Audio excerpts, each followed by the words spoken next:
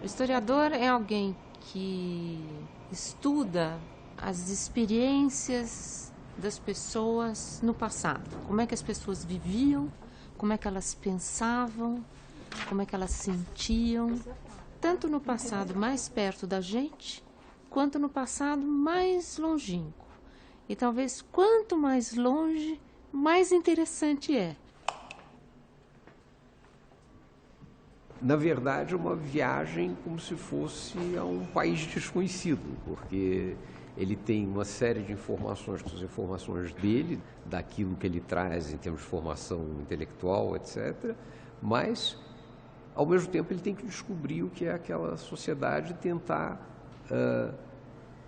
interpretar como ela funciona. Quando a gente tem, assim, pessoas que viveram há pouco tempo, é mais fácil. A gente pode perguntar, né? Pode perguntar para a avó, por exemplo, para o avô, como é que era no tempo deles, o que eles faziam. Mas quando as pessoas já morreram, não estão mais aqui, como é que a gente fica sabendo? É da mesma maneira como a gente tem, às vezes, guardado na nossa casa. A gente tem fotografia da família, a gente tem... A mãe guarda, às vezes, o sapatinho, né?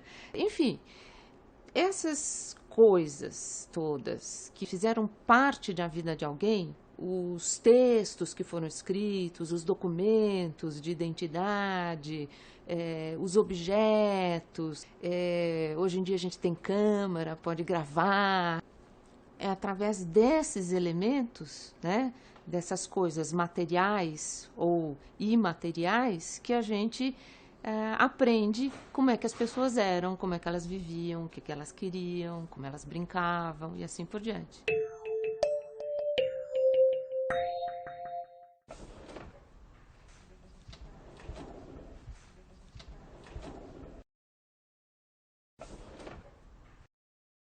São jornais, revistas, são muitos periódicos do Rio de Janeiro.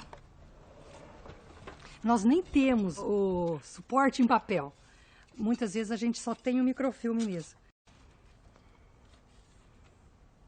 Nós temos aqui revistas e jornais do início do século que, quando foram feitos, visavam o quê? O entretenimento da pessoa naquele momento, mas que alguém guardou e ele se tornou fonte histórica para estudar aquela época. Podem ser fontes escritas, memórias, podem ser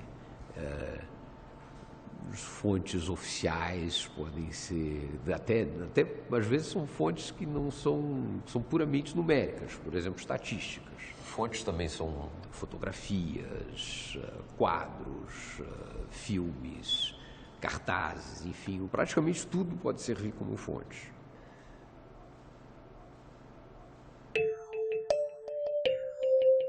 Antigamente, todo mundo fazia história só dos grandes homens, dos generais, dos governantes. Então, eram esses os documentos e os textos que eles deixaram, né? A caneta, que era importante, que Dom Pedro II usou. Com o passar do tempo, se tornou muito mais importante dar conta daqueles que não necessariamente figuraram como que figuram em todos os livros de história, mas exatamente dos anônimos, aqueles que ficaram de fora desses livros.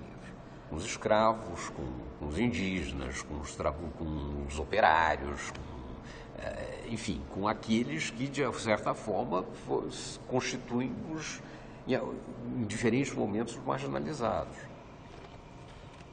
Essas fotos, elas são muito interessantes. Quem fez foi um historiador norte-americano que se chama Stanley Stein. Ele estudou uma fazenda de café no século XIX. Então, ele registrou. Lendo o livro que ele escreveu sobre as fazendas de café, ele disse que tinha feito umas gravações de cantos dos escravos. E é super interessante. Ela está aqui bem embaladinha, tem que tomar muito cuidado, porque ela é pesada. Talvez não pareça, mas ela é pesada. E ela está guardada como ela foi encontrada, né?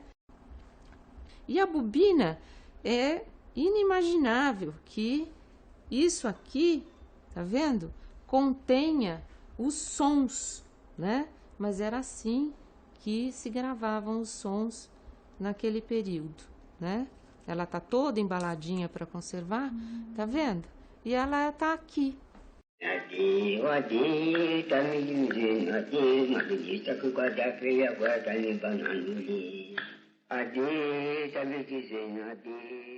É um documento histórico, né?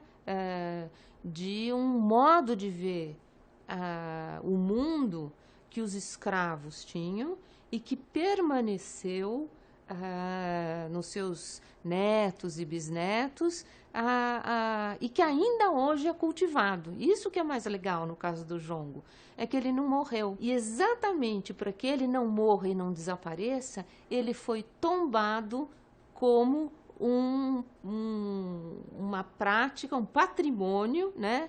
Uma prática imaterial que precisa ser preservada. Isso que não tem uma existência direta, que não é papel, que é o texto que está no papel e tudo isso, foi se chamando imaterial, né? Quer dizer, aquilo que não tem materialidade. Mas o imaterial hoje ele é uma ideia, e a gente diz a palavra técnica, é conceito, né? Que é mais amplo.